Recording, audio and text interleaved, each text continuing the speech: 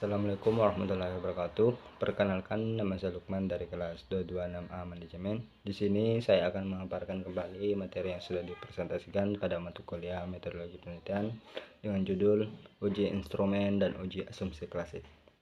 Baik, yang pertama, pentingnya uji instrumen dan uji asumsi klasik.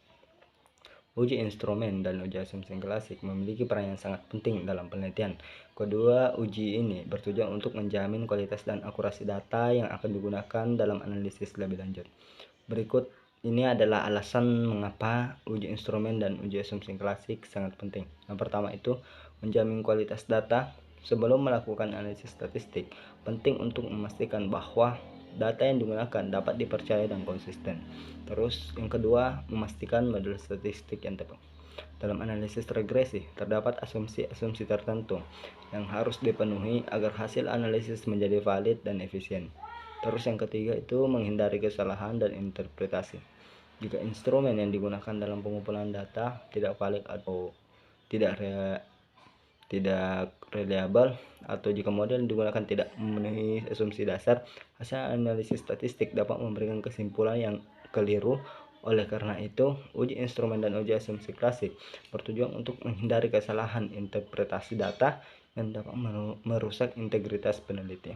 Selanjutnya ada uji validitas dan reliabilitas data.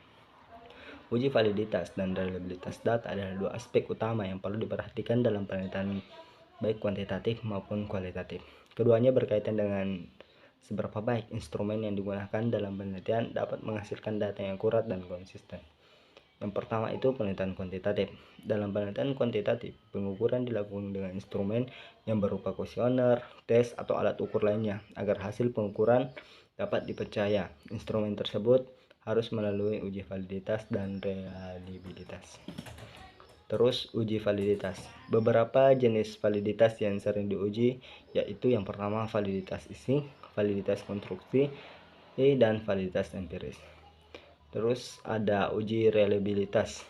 Selanjutnya pada penelitian kualitatif. Dalam pendekatan kualitatif, uji validitas dan reliabilitas lebih berfokus pada credibility dan dependability. Ada beberapa metode yang digunakan dalam uji validitas dan reliabilitas kualitatif, yaitu yang pertama triangulasi, menggunakan beberapa sumber data, teori, atau metode untuk memverifikasi hasil penelitian.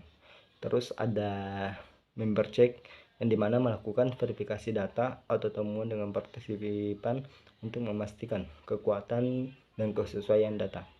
Terus ada audit trail, yang dimana menyusun dokumentasi lengkap mengenai proses dan keputusan yang diambil sepanjang penelitian sehingga dapat dilacak dan dipertanggungjawabkan. Selanjutnya ada jenis uji asumsi klasik. Ada beberapa jenis uji asumsi klasik yang penting untuk dilakukan dalam penelitian kuantitatif. Yang pertama itu uji normalitas. Uji normalitas bertujuan untuk memastikan bahwa residual dari model regresi distribusi secara normal. Jika residual tidak distribusi normal, maka hasil model regresi dapat menjadi bias dan tidak valid. Terus ada uji multikolinearitas. Terjadi ketika ada korelasi yang sangat tinggi antara variabel independen dalam model regresi. Hal ini dapat mengganggu estimasi koefisien regresi. Terus ada uji heteroskedastisitas, yang dimana terjadi ketika varians residual tidak konstan di seluruh rentan nilai predikator. Hal ini dapat menyebabkan model regresi menjadi tidak efisien. Selanjutnya ada uji autokorelasi, yang dimana terjadi ketika residual dalam model regresi memiliki korelasi satu sama lain, biasanya pada data time series. Baik, mungkin itu saja yang bisa saya sampaikan, lebih dan kurangnya mohon dimaafkan. Assalamualaikum warahmatullahi wabarakatuh.